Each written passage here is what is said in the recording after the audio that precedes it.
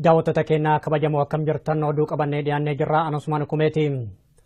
Atileet Fayyisaa Leellisaa bara 2016 kanatti yaada addunyaa amansiisaan ciccimoo dhiyeessuun namoota beekaman keessaa isa tokko jechuun barruun imaammata dhimma alaa Ameerikaa addeessuu kan gabaase Afrikaa Niwus itichaa guddataa waan qindeesse qaba.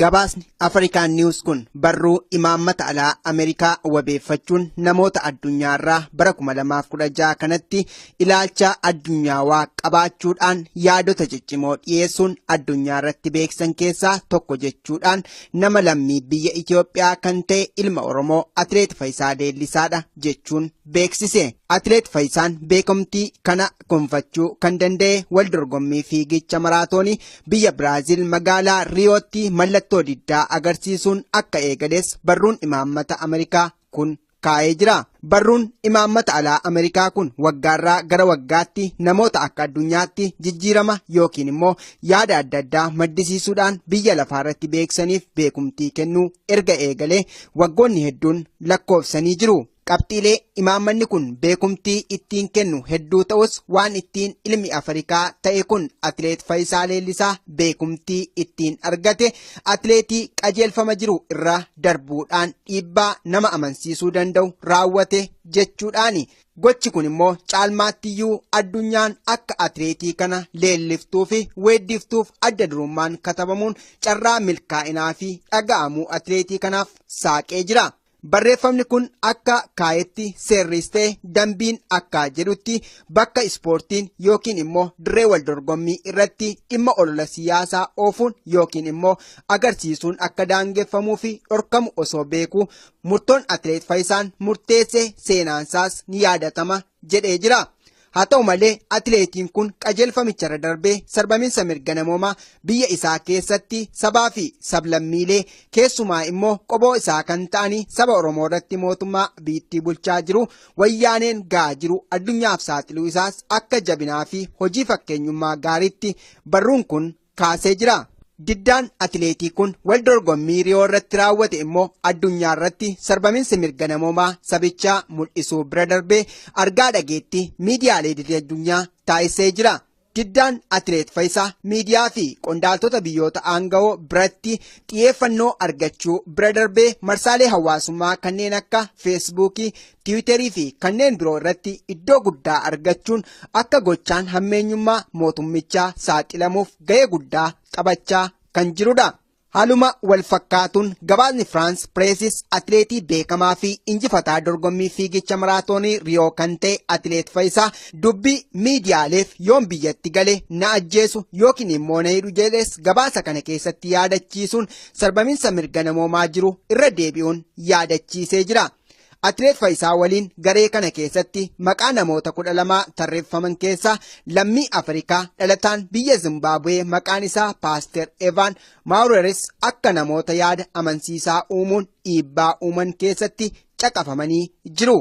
Addunyaarraa namoota 12 kanneen galmeen qabate kun hirmaattota sochii warraaqsa qabsoo mirga dimokiraasii fi dhiibbaa uumtoota addunyaa bara kanaa for initiating a democratic movement and challengers jechuun gabaasa isaa kanaan beekumtii kenneefii jira. Atileet Fayyisaan warreen sagalee dhabaniif nama sagalee ta'edha kan jedhu gabaasni Afrikaan Niwus ammas atileetiin kun warreen sagalee dhabaniif sagalee ta'uun kan addunyaa irratti itti fufuu ta'uu isaas waadaa galee jiraachuu atileetii kanaa beeksisee jira.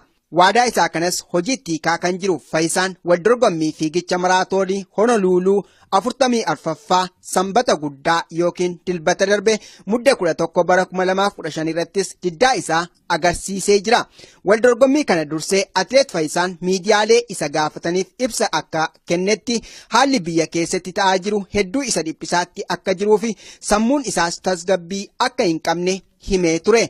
Mirri yaaddoo maatii fi gadda sabasaa caalmaatti isa hubaa akka jiru himaatti ture. Dorgommicha irratti sadarkaa arfaffaa ta'uun xumuroo bira darbee ammas addunyaan akka boo'icha sabichaa ilaaltuuf diddaa isaa harka wal qaxxaamursuun ibsatee jira. Oduma wal fakkaatuun leenjisaa Atileet Fayyisaa Leellisaa duraanii kan turan obbo Gammadoo Daddafoo humnoota waraanaa mootummaa wayyaaneetiin ukkaanfamuu isaanii odeeffannoo magaalaa Finfinnee irraa arganne ni mul'isa. Araddaalee godina Harargee bahaa aanaa midhaagaa tolaa keessa namoonni 67 ol qabamanii hidhamuun himame. Namoonni kun haga ammaatti murtii tokko malee ji'oota hedduuf mana hidhaa keessatti dararamaa akka jiran jiraattonni dubbatan. Bal'ina oduu kanaan akka itti dhiyaata. Jiraataan aanaa midhaagaa tolaa akka nuuf himanitti araddaalee hedduu keessatti erga mormiin geggeeffamee kaasee namoonni duuchaan hidhamaa jiran. Haga ammaatti namoonni 60 ol hidhamuu nuuf himanii haalli kun ammas itti fufee jira jedhan. Godina Argeebaa Midhaagaa Tolaa keessatti hanga 67 ta'anii qabamanii gara mana hidhaatti geeffaman araddoota naannoo san jiran biyya waraabaa raayis ni jiran tolaa iddoo jedhamu iddoo nagaya midhagaa jedhamu leenca jedhamu barzaalaa jedhamu irratti walumaa gala araddoota 7-8 aanaan qabu keessatti baay'ee gadi itti dhagahamee hiriira bahanii turani namoota dhibbaa lakkaa'aman jirma sana akka hidhaman kan taasifame. Namoonni hidhaman kun abbootii qabeenyaa, dargaggoota, hojjettoota waajjira bishaanii, barsiisota, hojjettoota waajjira fayyaa, waajjira geejjibaa, waajjira qophii ittisa balaa, waajjira balaa taa'oo, waajjira qonnaa fi maanguddoonni hedduun keessatti argamu jedhan. Tole isaan keessa amma hojjettoonni namoota dhimma diizaayinii lakkaa'aman kan hidhamanii fi torban tokkoo fi lama erga ta'anii komaandoo poolisii mari'atee kan baasan jira garuu kan hanga amma ji'oota 2 fi torban 2 kan deeman jiru hojjettoonni waajjira bishaanii keessa nama 2 Sayyid Hassan Isfaar Katabee kan jedhamu. Namoonni hidhaman kun haga ammaatti murtii tokko malee mana hidhaa keessatti dararamaa jiraachuullee namni kun himan. Jadi dengan fakta kalian karena hangga hama jiwata sedih temani kuno wanti berita kuliah guru bisa ni dulu bisa ni berdebat jadi kira sekamani jadi jalan pertama pun ada fokus ni berasa jadi kira sekali kira guru bisa ni dulu fokus ni kan ni lah dance dulu karena guru bisa ni kan jadi zero dulu apa ni kita guru bisa ni kufaule. Kana malees loltoonni agaazii mana hidhaa itti seenuun reebuu fi mirga namoomaa sarbaa akka jiranis dubbatanii jiru. Rakkoo fi roorroon hammaateetuun wayita ammaa jiraattota mudataa jiraachuu himanii haalli kun matumaa kan jabaate erga labsiin yeroo muddamaa labsamee as ta'uu dubbatan. Mormii achitti geggeeffamee ture sababeeffachuun loltoonni kun namoota kana qabanii haa hidhan malee yakki isaan uuman tokkos hin jiru jedhan. Sirni jala jalaan laaffataa jiru kun namoota nagaa qofa osoo hin taane hojjettoota isaa seektaroota garaagaraa keessa hojjetanis qabee mana hidhaatti guuraa jira. Akka namni kun jedhanitti haga ammaatti aanaa isaanii keessatti namoonni hidhaman 67 ol ta'uu himanii kanneen ukkaanfamanii achi buuteen isaanii wallaalame waliin waliigalatti namoota 120 ta'uu addeessaniiru. Hidhamtoonni kun wayita ammaa mana murtii dhiyaachuu dhabuu fi mirgi wabii isaanii dhorgatamullee namni kun nuuf himanii jiru. Odumaa walqabateen godina Shawaa Bahaa aanaa Fantallee keessaa dargaggoonni 32 hidhamuu jiraattonni OMN itti himan abdii fiixee waan qindeesse qaba. Jiraataan aanaa kanaa akka nuu himanitti dargaggoota 32tu guyyaa tokkotti qabame. Namni kun akka jedhanitti dargaggooti qabaman kun eessatti akka hidhaman namni beeku tokkoyyuu hin jiru. Naannoon sun jechuunis godina Shawaa Bahaa aanaa Fantaallee baay'inaan kan jiraatu horsiisee bultoota waan ta'aniif meeshaa qabaachuun kan baratame. Nama hedduutu hidhatee jira jedhu. Haa ta'u malee erga dargaggooti kun qabamaniin booda namoota hedduurraa meeshaan hiikkachiisamaa jira akka namni kun nuu himanitti. Jechuun dargaggoota nama 32 yeroo godina Shawaa Bahaa aanaa Fantaalleerraa yeroo 32 humna waraanota wayyaaniitiif fuudhamanii fi ammas meeshaa hidhannoo hawaasa irraa fudhatanii. Hawaasni beekee hawaasni naannawaa Oona Fantaallee wanti jiru manni Oromoo Karrayyuu xiinfatee bulaadhaa horiidhaan bineensa irraa eeganii kanaaf duraanumaa isaan meeshaanii qabanii kanumaafuu uummata qeeroo dargaggoota walitti qabanii guuranii amma durallee waa hedduu waan qeeroo argatanii siisaa jiranii fi dargaggoota maanguddoo itti erganii turanii uummanni immoo sana kennan jeetee didee amma tooftaadhaan irraanfachiisanii fi hawaasa irraa ijoollee qeeroo 32 fi akkas meeshaa hidhannoo godhanii hawaasa irraa fudhatan jechuudha. Namni kun akka jedhanitti dargaggoota hedduutu qabama naannoo sana. Dargaggooti kun garuu eessatti akka hidhaman maatiin isaaniillee hin beekani. Hedduun mana hidhaa sana keessatti erga miidhaa gurguddaan irra ga'e booda gadhiifamu. Fakkeenyaaf dargaggeessa ji'a 2 achi buuteensaa dhabamee ture tokko aanaa Boosat mana hidhaa keessatti du'ee jedhanii reeffa isaatu dhufaa jira jedhan. Haalli uummataa fi haalli Oromiyaa keessa jiru walumaa galatti ulfaataadha. godinuma shawaa bahaa ona boosat keessatti dargaggoo tokkos mana hidhaa ta'e Walancitti jedhamu keessatti lubbuun darbee jira. Sanbata xinnaa darbee reeffa maatiin gara iddoo dhaloota isaa fuudhee qonna nuweeraa jedhanii fuudhanii geeffatanii kunis dabalataan jechuudha. Godina Arsii dhiyaa aanaa Arsii Nageelleetti mormii kanaan dura geggeeffamee ture irratti hirmaattaniirtu jechuun gareen komaandi poostii akka jiraattonni oomisha walitti hin qabanne dhoorgaa jiraachuun himame. Reebichaa fi hidhaanis kan duraa caalaa hammaatee kan jiru yoo ta'u, kana malees ammayyuu reeffi namoota ajjeefamanii midhaan keessaa argamaa jiraachuu jiraattonni OMN itti himan. Guutuun gabaasa kanaan akka itti dhiyaata. Duula duguggii sanyii ayyaana irreechaa irratti geggeeffamee ture mormuun baatii onkololeessa 6 bara 2016tti mormii aanaa Arsii Nageelleetti adeemsifameen guyyaa tokkotti namoonni 103 homa waraana biyyattiin ajjeefamuun ni yaadatama. Namoonni ajjeefaman hedduun reeffi isaanii awwaalcha dhabuudhaan waraabessaan nyaatamuulee gabaafnee turre. Ammas lafeen reeffa namoota waraabessaan nyaatamee midhaan keessaa guuramaa akka jiru jiraataan aanichaa tokko OMN itti himan. Reeffi namoota illee argamaara. Reeffi namoota lafeen keessaa guuramee kompaaneerii hennaa waamu abbichi gurbichummaa haamu achi gabbu'anii kompaaneeriin kun biyya biyyaa dhufa gara baaleetti illee dhufa gara dhufa lafoonni achitti gogee achi bineessi nyaate argamaara. Ka warra ijamaan ofii wanna jennellee reeffi haga ammaa haga xumura irratti qamadii wanna jedhu reeffi lafeen ijoollee dargaggoota dhumattee harka walirratti marte malee waa harkaan qabdu isii harka marte kana bineensi xiyyiitti maga itti dhiisanii uummata achi keessatti qanda amma reeffa haga xumura qamadii kanatti illee sunu amma qamadii keessa amma rafeen nama kun waan qabatamaan jiru sobuufillee waan waaqarraa fagaate waan dararaa kana hin jedhamne akkasitti jirra.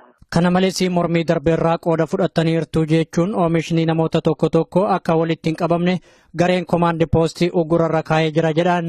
Amma boqqolloo qamadii haamuu dhooganii isaa hurufa badanii haadha manaa jala hidhanii ijoollee dargaggoo maatii qabu namni beela hita ja'atu biyya alaa kadhatanii kaanuu haamsisuu dhooganii namni kun fitu qindeessee wal ga'ee akkana malee wanti waa irratti wanna jedhan hin jiru hatta nama ajjeesee isaan nama ajjeesanii wanna hin jenne akkasitti jiranii dararaa guddaa keessa jirra. Akka guutummaa godina Arsii dhihaatti aanaan heddumminaan namoonni itti ajjeefaman aanaa Arsii Nageellee ta'uu namni kun nuuf himan.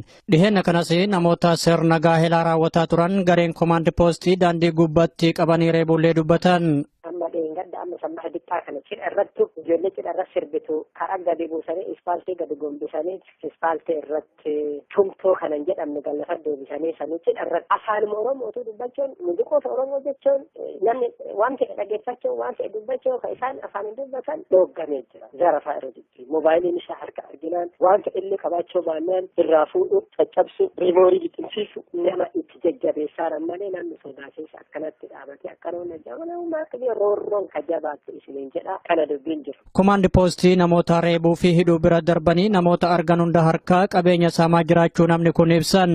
Tarkaanfiin ajjeechaa kana dura raawwatame hanqannaan ammas hoomaa waraana biyyattii meeshaa waraanaa gurguddaa konkolaataa irratti fe'uun gandoota baadiyyaa hunda keessa naanna'uun jiraattota doorsisuu itti fufanii jiru. Uummanni urgaa wanti kun giddaan gabummaa irratti geggeeffame akkan uummata nageelle dhumatillee hin jiru dhumate waan guddatu bahaara namni garaan dadhabeetuma akkana sodaan jiraata nageellen keessatti wanti kun kadeemsifamu namni tokko bahee galuu hin danda'u isaan tasgabbisineera jedhanii masaaraan gaxarii mana keessa gaxarii bu'aa masaara gugurdaan keessa deemanii achi deebinaanuma harka qullaa dhiira makana gadi kana ilti nama kaan tumtoon kaan harlaayiddi godhuuni masaaraan bayyee gaxarii keessa leettii haa ta'u alambaadaa haa ta'u baadiyyaa maro keessa masaaraan makiina xixiqqoo kana makka xayyeessiin keessa deeman isaan ammoo uummanni onna jedheera jedhan ija keenya argaara abbaa qabeenyaallee walga'ii irratti argamne akkuma 10,000 irratti maddabaa fixxama bachaa zarafaa bakka ammontii isaan dalagaarana. Sirni cunqursaa kun wayita ammaa nagaa fi tasgabbiin bu'aa jira jedhee dubbatus rakkoon yeroo gara yerootti jabaatee itti fufee jira. Hidhuu fi saamichi wayita jabaatee jiru kanatti nagaaf tasgabbiin ni jira jechuun hin danda'amu jedhan. Sababa kanaaf uummanni Oromoo sodaa tokko malee sirna hamaa kana hadheeffataa jiraachuu namni kun himan. Namni bulaan jiru du'allee sodaataan jiru namni qara du'a sodaataa du'a irraa sodaa hin bahe amma hidhaa irraallee sodaa bahaara qara du'a ittuma fiiganii guma isii wanna jedhu akkuma duwwaa akkanatti ittiin himan oduu deebii oduu barnoota qabaatte nama waa himatu kana nama harkaa duwwaa jiru kana hin ajjeestu barnoota qaban nama beekumsa hin qabne nama hinki takkatti hin qabnetu nama beekaa bulchaa amma asitti maali kumaandi koosi jettanii asimma jaarsota gariin amma akka keessa deemnu akkana keessa deemna jaarsota gariin amma darboota akka bineessa furdatee horii afalaa qallabanii deemu kun barnoota gahaan qabu namni barnoota qabu namni sammuu badhatu nama waa gaafatu kana ajjeesu nama harka duwwaa jiru daa amma ofii ajjeesu inni boru uummataa irratti ni ajjeesu sanyii dugugga kanan jedhan waan Rwaandaa irratti kadi irra caala hidhuffameera malee hidhukaameera malee namni ulfa qalamaa amma jira amma dheema kan amma qabaa jira amma sammuu muluu hidha oofaadha nama gontootaan kilili waradaa meeqasee shagara kuma kudhanii oli amma guuraara qabalee tokko keessa nama 500 700 guuraa ammallee hidhaafan manuu mana ulaseedhaatuma guuraaran. Gochaan gara jabeenyaa bara kana uummata Oromoo irratti xiyyeeffatame kun akka seenaa biyyattiitti haaraadha jedhan. Ajjeechaan ayyaana irreechaa irratti raawwatamee ture duula duguuggaa sanyii biyya Ruwaandaatti geggeeffameen kan wal fakkaatudha jedhan. Qondaalota wayyaanee dandeettii barumsaa fi naasuu ilma namaatiif hin qabnetu Oromiyaa keessatti ajjeechaa kana raawwataaru jechuun namni kun mararfatanii dubbatanii jiru. Jiraattonni godina Harargee dhihaa aanaa Odaa bultuu magaalaa Baddeessaa humnoonni waraana mootummaa wayyaanee namoota nagaa hidhuu fi qabeenya jalaa saamaa jiru jedhan itti guddataan gabaasa qaba. Jiraattonni magaalaa Baddeessaa irraa dubbisne akka jedhanitti humnoonni waraana mootummaa wayyaanee labsii yeroo muddamaa bu'uura godhachuun manneen isaanii irra deemuudhaan qarshii fi qabeenyaawwan dhuunfaa isaanii harkaa saamuu irratti bobba'anii jiraachuu dubbatu. Jaamatu sababa jaartuu maallaqa alarraa erge isin gargaaru jira waan jiru maallaqa mana isaatiin illee daldalaa dukkaana shaqaxeetti san dalagaa akkas jedhanii mana isaa halkan seenanii qabsanii seenanii qarshii kuma 900 kuma 75 maallaqichallee kan inni ammallee illee hin baane gadhiisanii jiran qoratanii wanni qoratanii jiru ragallee mana baankiitti illee akka namni biraa erga bakka biraarraa ragallee baaniitti jiranii ammallee isa malee waan maamma tokko asuma yaa magaalaa Baddeessaa irraa dhufee asitti suuqii kanatti daldala miinoorii tapha warraaqsaa qabdu dhaggeeffattee jedhanii halkan sa'a 8tti namaa fuudhanii bakka dukkaanonni dalagee fuudhanii innillee maneedhaa jedhamu torbee lama kana beekudha. Arbaamiyoo masalaa jedhanii arbaamiyoo isinillee achirratti akkasuma fuudhaa jira. Dhiitiin namaa hirtee jedhaniitu qabanii akkas fuudhaa jira. Mootummaan kun raafama siyaasaa guddaa keessa galee namoota sababa quubsaa malee sarbaatti jira kan jedhani jiraataan magaalitti waanuma dhugaa ta'e aangoosaatti dhimma ba'uun ukkaamsaatti jiras jedhaniiru.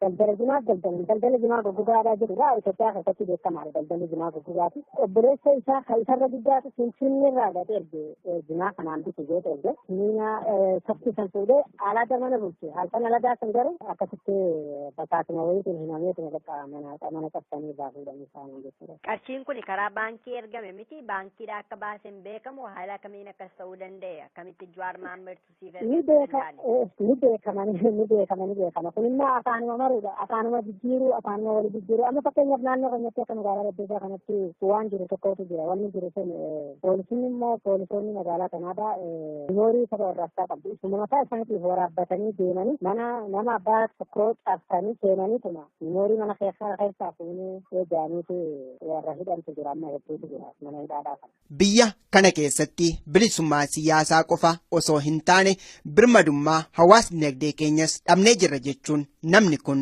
dubbataniiru. Amma uummanni hidhamu jira hidhaan kun hammaattee al fakkeenyaaf bilisa kaasee naggadasuu hin dandeessu bilisa jechuun fakkeenyaaf maallaqa baattee mana kaasuu hin dandeessu waan boru wayiin bitu maala baankitii baafattee mana kaasuu hin dandeessu. Achuma godina Harargee lixaa aanaa Odaa bultum araddaa goda horaa jedhamu keessa bulchitoonni aanichaa lafaa qonnaan bultoota humnaan saamuun abbootii qabeenyaatiif kennaa akka jiran himame. Abdii Fiixee gabaasa qaba. Nama nuti dubbifne jiraataa araddaa goda horaati. Araddaan kun kan argamu godina Harargee lixaa aanaa Odaa bultum keessatti yoo ta'u namni kun akka nutti himanitti yeroo ammaa qonnaan bultoota hedduutu lafa isaaniirraa buqqa'aatti jira. Kanneen didan mana hidhaatti guuramaatti jiru jedha namni kun. Nama nuti dubbifne jiraataa Araddaa Goda Horaati. Araddaan kun kan argamu godina Harargee Lixaa aanaa Odaa Bultuum keessatti yoo ta'u, namni kun akka nutti himanitti yeroo ammaa qonnaan bultoota hedduutu lafa isaaniirraa buqqa'aatti jira. Kanneen didan mana hidhaatti guuramaatti jiru jedhani. Kanneen tole jedhanii qe'ee isaaniirraa buqqa'an ammoo maatii waliin jireenya karaa duraaf saaxilamanii daran rakkachaa jiru jedhu. Kenna dabarraa eegalee kun mandala ta'ee naannoo Harargee Lixaa Odaa Bultuum keessatti wani qonnaan bulaa naannoo san jiru naannoo dachii horaa turte dachii waliin turte qonnaan bulaa kana achirraa kaasanii mana hidhaa geessanii wanni itti murteessinaadhaan umrii waggaa 9 irraa hanga 10 wayii itti murteessantu jira qonnaan bulaa hedduu.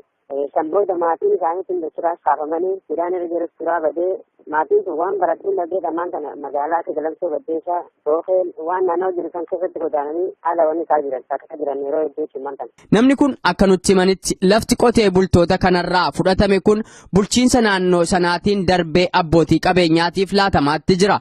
Dargaggoota maatiin isaanii qonnaan jiraachisanii fi barsiisan hedduun maatii isaanii kana deebisanii utubuudhaaf jecha gara Somaaliyaa, Jibuutii fi biyyoota Arabaa birootti deemuuf dirqamaatti jiru jedhani. Hedduun karaa irratti balaa gurguddaadhaaf saaxilamaa jiraachuullee nuu himu namni kun. Lafa ta'e wali fudhate abbootii qabeenyaa yuuniyoonii waltaa jecharoota bisiidhaanii isaan fudhate abbootii qabeenyaa san fudhate isaan summaan kana horii irratti horsaa jira isaanis immoo foota qotatanii horii kana irraa nyaachaa jiran qonnaan immoo kaasira irratti achirra guddatee amata meeqa irraa hojjechaa ture sun taatee rakkataa jira jechuudha ijoolleen sun ijoollee shamarranii faan magaalota naannoo Harargee Lixaa keessatti kana magaalaa akka Galamsoo fa'aa akka Baddeessaa fa'aa kanarraa dabranii gara Somaaliyaadhaatiin Hargeysaa keessaa gara Jibuutiidhaatiin deemanii amma ijoolleen nam lama achirraa baqatanii Hargeysaa keessatti akka malee isaan gudeeddii irra geessee ijoollee shamarranii warreen abbaan isaanii lafa akka jiru amma ijoollee akkasitti jira. Namticha gocha abdii namticha kan gocha kana dalagaa ture duraan isaanaa kan bulchaa ture jira Aliyyuu Usman Kajaamu wanti kun malaamaltummaa arganii mana murtii irratti wanni murtii waggaa 10 sannee jira ammaan kana dhaluu kanas torba darbe kana keessaa qabeenyi isaanii filatamee akka wanti midhaan irraa bade sun akka kennamuuf jedhee manni murtii godina Harargee Lixaa kana durallee qonnaan bulaa kanaaf murteessee jira. Isaan immoo hin kafallee kan gamaan tanaa bulchiinsa aanaadhaaf jechuudha. Qonnaan bulaan kun lafa sanirraa wanni isaa maxxaramee waa hundi manca'ee akka malee ta'aa jira. Ijoolleen sun mana barumsaa achi dhufee ilaalcha mana 5 keessatti baratu jira. Namni baratu dadhabee dabtaraa waan dandabanii jechuudha. Hawwan jaartiin isaanii jaarsa jalaa baatee warra isaa riggaltee tattaa'utti jirti jechuudha hedduu isaanii. Kanaaf amma gara Jibuutiidhaatiin gara Sudaaniin gara maaliitiin warri baratu jiratu ijoollee san ijoollee achiraa buqqaan. Tuunsa kolleejjiraa baatees yuunivarsiitii baatee jira ijoolleen naannoo qonnaan bulaa sanii taa'anii ijoollee ta'anii haalaan akka malee rakkachaa jiran. Qotee bultoonni Araddaa sanaa bulchitoota naannootiin yoo lafa isaaniirraa buqqaan hidhamanii fi jireenya gadadootiif saaxilaman kanneen daldalaan jiraatanii fi hojjetooti mootummaa immoo hidhattoota mootummaatiin saamamaatti jiru jedhu.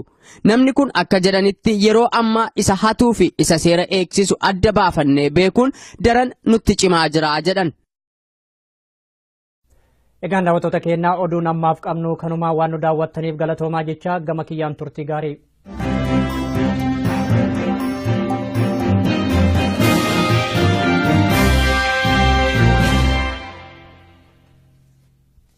Warri OMN'n karaa bilbilaatiin hordoftan lakkoofsi kanaan dura ittiin hordofaa turtan jijjiiramuusaa isin beeksifna.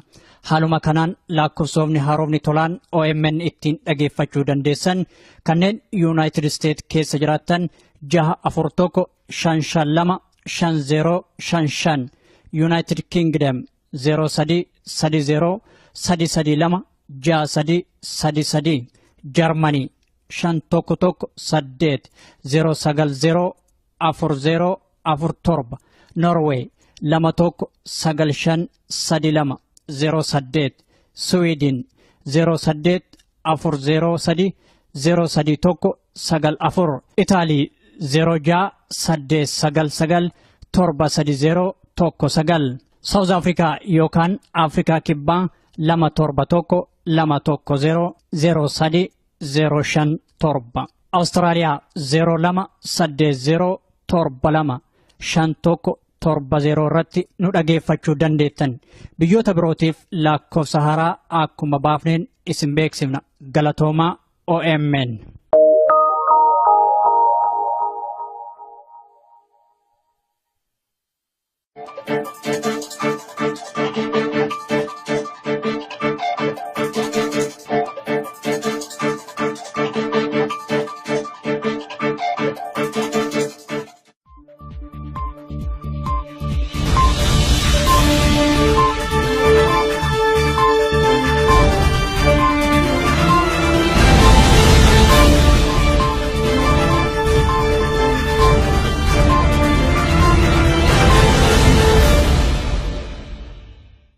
tolchi bareedee kan baasee jira garuu kan hanga amma ji'oota 2 kan deeman jiru hojjettoonni waajjira bishaanii keessa nama 2 Sayyid Hassan Misbahar Katabee kan jedhamu. Namoonni hidhaman kun haga ammaatti murtii tokko malee mana hidhaa keessatti dararamaa jiraachuullee namni kun himan. Jadi sedih fakkaata kan jedhame kanaaf hanga hamma ji'oota 3 deemanii kun wanti garee tokko illee jiru bishaanii miidhamuu odeeffannoo daddabarsaa jiranii jira shakkamanii jiranii jaallatanii lamaan kun kanaaf odeeffannoo daddabarsaa jiranii shakkamanii jira yeroo mirgi bishaanii miidhameef odeeffannoo kan miila dhaamsuu danda'u kanaaf mirgi bishaanii kan miidhameef yeroo jedhamu abbaan jechuun namni keessatti mirga bishaanii kufaa oole. Kana malees loltoonni agaazii mana hidhaa itti seenuun reebuu fi mirga namoomaa sarbaa akka jiranis dubbatanii jiru. Rakkoo fi roorroon hammaatteetuun wayita ammaa jiraattota mudataa jiraachuun himanii haalli kun matumaa kan jabaate erga labsiin yeroo muddamaa labsame as ta'uu dubbatan. Mormii achitti geggeeffamee ture sababeeffachuun loltoonni kun namoota kana qabanii haa hidhan malee yakki isaan uuman tokkos hin jiru jedhan. Sirni jala jalaan laaffataa jiru kun namoota nagaa qofa osoo hin taane hojjettoota isaa seektaroota garaagaraa keessa hojjetanis qabee mana hidhaatti guuraa jira. Akka namni kun jedhanitti haga ammaatti aanaa isaanii keessatti namoonni hidhaman 67 ol ta'uu himanii kanneen ukkaanfamanii achi buuteen isaanii wallaalame waliin waliigalatti namoota 120 ta'uu addeessaniiru. Hidhamtoonni kun wayita ammaa mana murtii dhiyaachuu dhabuu fi mirgi wabii isaanii dhorgatamullee namni kun nuuf himanii jiru. Odumaa walqabateen godina Shawaa Bahaa aanaa Fantallee keessaa dargaggoonni 32 hidhamuu jiraattonni OMN itti himan abdii fiixee waan qindeesse qaba. Jiraataan aanaa kanaa akka nuu himanitti dargaggoota 32tu guyyaa tokkotti qabame. Namni kun akka jedhanitti dargaggooti qabaman kun eessatti akka hidhaman namni beeku tokkoyyuu hin jiru. Naannoon sun jechuunis godina Shawaa Bahaa aanaa Fantaallee baay'inaan kan jiraatu horsiisee bultoota waan ta'aniif meeshaa qabaachuun kan baratame. Nama hedduutu hidhatee jira jedhu. Haa ta'u malee erga dargaggooti kun qabamaniin booda namoota hedduurraa meeshaan hiikkachiisamaa jira akka namni kun nuu himanitti. Jechuun dargaggoota nama 32 yeroo godina Shawaa Bahaa aanaa Fantaalleerraa yeroo 32 humna waraanota wayyaaniitiif fuudhamanii fi ammas meeshaa hidhannoo hawaasa irraa fudhatanii. Hawaasni beekee hawaasni naannawaa ona Fantaallee wanti jiru uummanni Oromoo Karrayyuu tilfatee bulaadhaa horiidhaan bineensa irraa eeganii kanaaf duraanumaa isaan meeshaa ni qabanii kanumaafuu uummata qeeroo dargaggoota walitti qabanii guuranii amma durallee waa hedduu waan qeeroo argatanii siisaa jiranii fi dargaggoota maanguddoo itti erganii turanii uummanni immoo samii kan inni jeetee didee amma tooftaadhaan irraanfachiisanii fi hawaasa irraa ijoollee qeeroo 32 fi akkas meeshaa hidhannoo godhanii hawaasa irraa fudhatan jechuudha. Namni kun akka jedhanitti dargaggoota hedduutu qabama naannoo sana. Dargaggooti kun garuu eessatti akka hidhaman maatiin isaaniillee hin beekani. Hedduun mana hidhaa sana keessatti erga miidhaa gurguddaan irra ga'e booda gadhiifamu. Fakkeenyaaf dargaggeessa ji'a 2 achi buuteensaa dhabamee ture tokko aanaa Boosat mana hidhaa keessatti du'ee jedhanii reeffa isaatu dhufaa jira jedhan. Haalli uummataa fi haalli Oromiyaa keessa jiru walumaa galatti ulfaataadha wayitee. Godinuma Shawaa Bahaa ona Boosat keessatti dargaggoo tokkos mana hidhaa ta'e Walamsiitii jedhamu keessatti lubbuun darbee jira. Sanbata kennaa darbee reeffa maatiin gara iddoo dhaloota isaa fuudhee qonna Nuweeraa jedhanii fuudhanii geeffatanii kunis dabalataanii jechuudha. Godina Arsii dhihaa aanaa Arsii Nageelleetti mormii kanaan dura geggeeffamee ture irratti hirmaattaniirtu jechuun gareen komaandi poostii akka jiraattonni oomisha walitti hin qabanne dhoorgaa jiraachuun himame.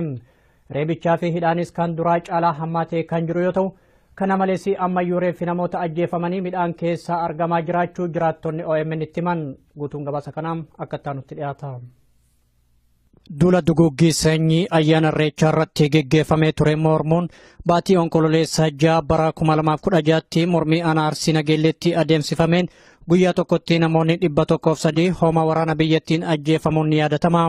Namoonni ajjeefaman hedduun reeffi isaanii awwaalcha dhabuudhaan waraabessaa nyaatamuulee gabaafnee turre.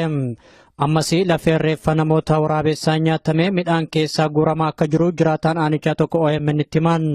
Reeffi reeffi namoota illee argamaara. Reeffi namoota lafeen keessaa guuramee kompaaneerii hennaa waamu abbichi gurbichummaa haamu achi gabbu'anii kompaaneeriin kun biyya dhufa gara baaleetillee dhufa garagaraa dhufa lafoonni achitti gogee achi bineessi nyaate argamaara. Ka warra ijamaan ofii wanna jennellee reeffi haga ammaan haga xumura irratti qamadii wanna jedhu reeffi lafeen ijoollee dargaggoota dhumattee harka walirratti marte malee waa harkaan qabdu isii harka marte kana bineessa xiyyiitti maga itti dhiisanii uummata achi keessatti qandaa amma reeffa haga xumura qamadii kanatti illee sunu amma qamadii keessa amma rafeen nama kun waan qabatamaan jiru. Sobuufillee waan waaqarraa fagaate waan dararaa kana hin jedhamne akkasitti jirra.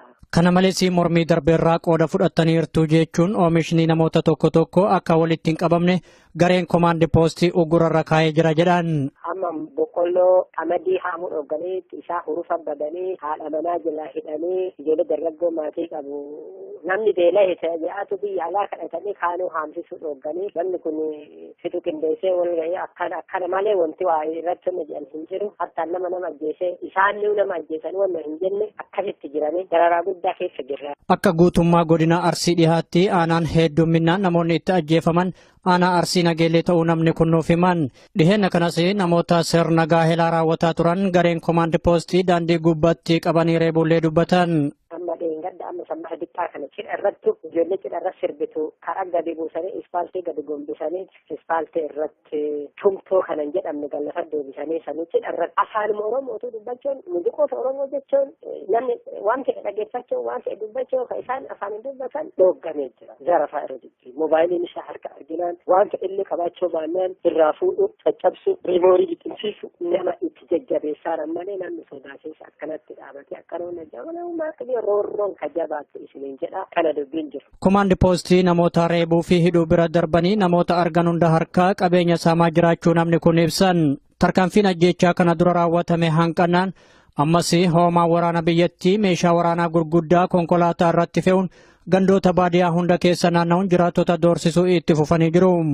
Uummanni urgaa wanti kun giddaan gabummaa irratti geggeeffame akkan uummata nageenya dhumatillee hin jiru dhumate waan guddatu bahaara namni garaan dadhabeetuma akkana sodaan jiraata nageenya keessatti wanti kun kadeemsifamu namni tokko bahee galuu hin danda'u isaan tasgabbisineera jedhaman masaaraan gaxarii mana keessa gaxarii bu'aa masaara gugurdaan keessa deemanii achi deebinaan immoo harka qullaa dhiira makana gadi kana ilti nama kaan tumtoon kaan harlaayiddi godhuuni masaaraan bayyee gaxarii keessa beettii haa ta'u alambaadaa haa ta'u baadiyyaa maro keessa masaara makiina xixiqqoo kana amma kadhayyasiin keessa deeman isaan ammoo uummanni onna jedheera jedhan ija keenya argaara abbaa qabeenyaallee olga'ii irratti argamne akkuma 10,000 irratti maddabaa fixxama bachaa zarafaa bakka ammonti isaan dalagaara. Sirni cunqursaa kun wayita ammaa nagaa fi tasgabbiin bu'aa jira jedhee dubbatus rakkoon yeroo gara yerootti jabaatee itti fufee jira.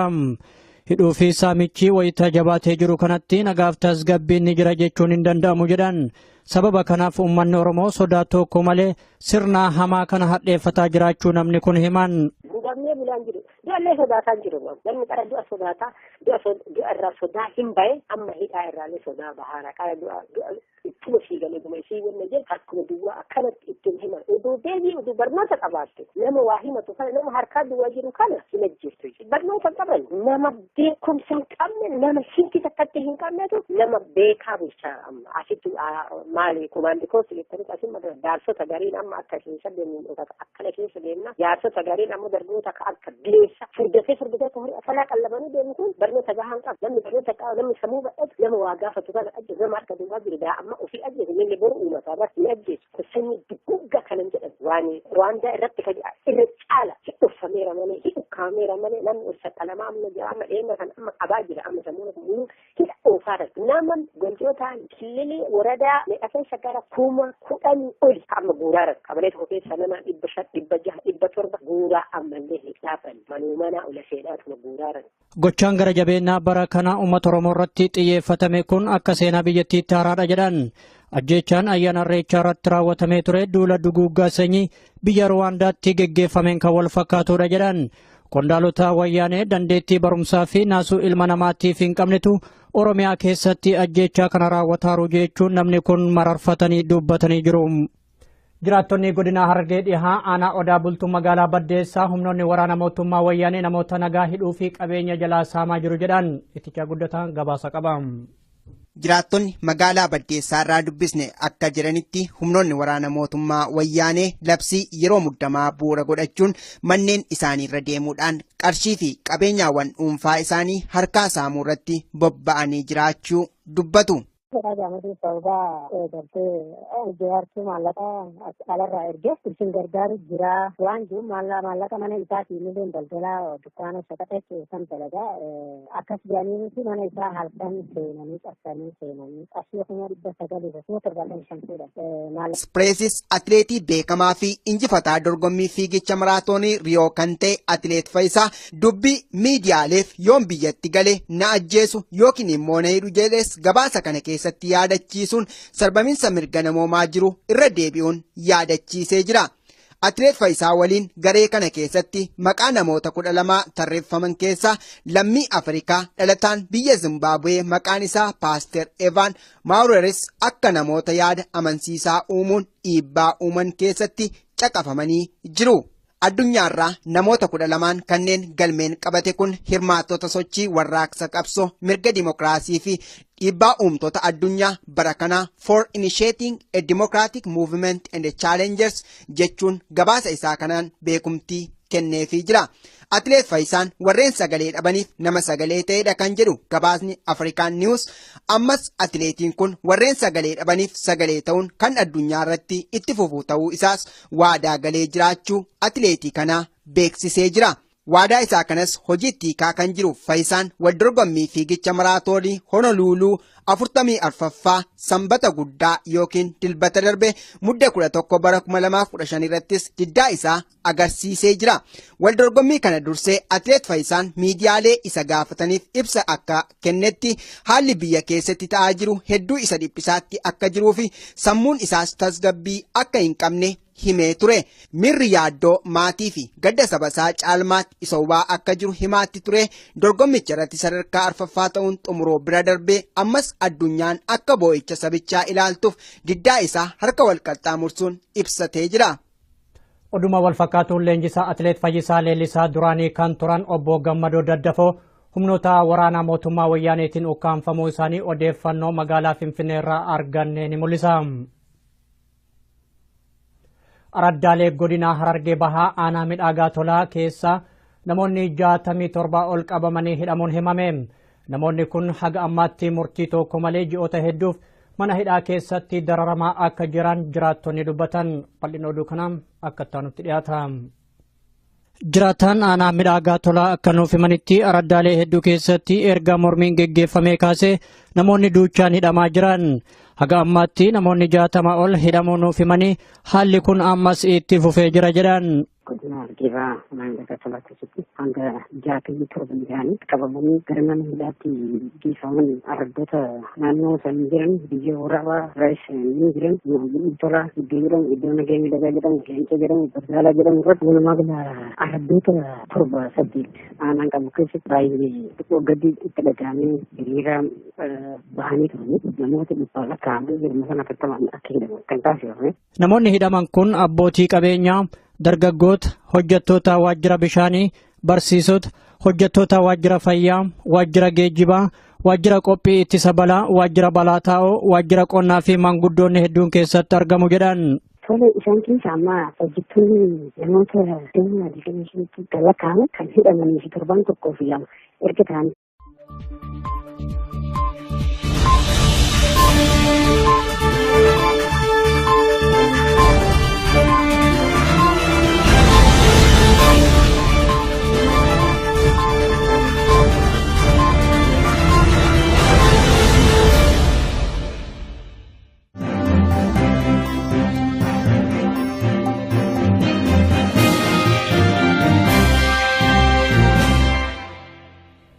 Daawwattoota keenya kabajamoo akkam jirtan oduu qabannee dhiyaannee jirra. Anusmaan Kumeeti. Atileet Fayyisaa Leellisaa bara 2016 kanatti yaada addunyaa amansiisaan ciccimoo dhiyeessuun namoota beekaman keessaa isa tokko jechuun barruun imaammata dhimma alaa Ameerikaa addeessuu kan gabaase Afrikaa News itichaa guddataa waan qindeesse qaba. Gabaasni Afrikaan Niwus kun barruu imaammata alaa Ameerikaa wabeeffachuun namoota addunyaarraa bara 2016 kanatti ilaalcha addunyaawaa qabaachuudhaan yaadota ciccimoo dhiyeessuun addunyaarratti beeksisan keessaa tokko jechuudhaan nama lammii biyya Itoophiyaa kan ta'e ilma Oromoo Atileet Fayisaa Leellisaadha jechuun beeksise. Atileet Fayisaan beekamtii kana gonfachuu kan danda'e wal dorgommii fiigicha maraatoonii biyya Biraazil magaalaa Riyootti mallattoo diddaa agarsiisuun akka eegales barruun imaammata Ameerikaa kun kaa'ee jira. Barruun imaammata alaa Ameerikaa kun waggaarraa gara waggaatti namoota akka addunyaatti jijjiirama yookiin immoo yaada adda addaa maddisiisuudhaan biyya lafaarratti beeksaniif beekumtii kennuu erga eegalee waggoonni hedduun lakkoofsanii jiru. Qabxiilee imaammanni kun beekumtii ittiin kennu hedduu ta'us waan ittiin ilmi Afrikaa ta'e kun Atileet Fayisaa Leellisaa beekumtii ittiin argate atileetii qajeelfama jiru irraa darbuudhaan dhiibbaa nama amansiisuu danda'u raawwate jechuudhaani. Gochi kun immoo caalmaattiyyuu addunyaan akka atileetii kana leelliftuu fi weeddiftuuf adda durummaan katabamuun carraa milkaa'inaa fi dhaga'amuu atileetii kanaaf saaqee jira. Barreeffamni kun akka kaayetti seerris ta'e dambiin akka jedhutti bakka ispoortiin yookiin immoo dirree wal dorgommii irratti dhimma olola siyaasaa oofuun yookiin immoo agarsiisuun akka daangeffamuu fi dhorkamu osoo beekuu murtoon Atileet Fayisaan murteesse seenaansaas ni yaadatama jedhee jira. Haa ta'u malee atileetiin kun qajeelfamicharra darbee sarbamiinsa mirga namoomaa biyya isaa keessatti sabaa fi sablammiilee keessumaa immoo qoboo isaa kan ta'anii saba Oromoo irratti mootummaa biyyattii bulchaa jiru wayyaaneen ga'aa jiru addunyaaf saaxiluu isaas akka jabinaa fi hojii fakkeenyummaa gaariitti barruun kun kaasee jira. Diddaan atileetii kun wal dorgommii Riyoo irratti raawwate immoo addunyaa irratti sarbamiinsa mirga namoomaa sabichaa mul'isuu bira darbee argaa dhageetti miidiyaalee addunyaa taasisee jira. Diddaan Atileet Fayisaa miidiyaa fi qondaaltota biyyoota aangawoo biratti xiyyeeffannoo argachuu bira darbee marsaalee hawaasummaa kanneen akka Feesbuukii, Tiwiiterii fi kanneen biroo irratti iddoo guddaa argachuun akka gochaan hammeenyummaa mootummichaa saaxilamuuf ga'ee guddaa taphachaa kan jirudha. Haaluma wal fakkaatuun gabaasni Firaans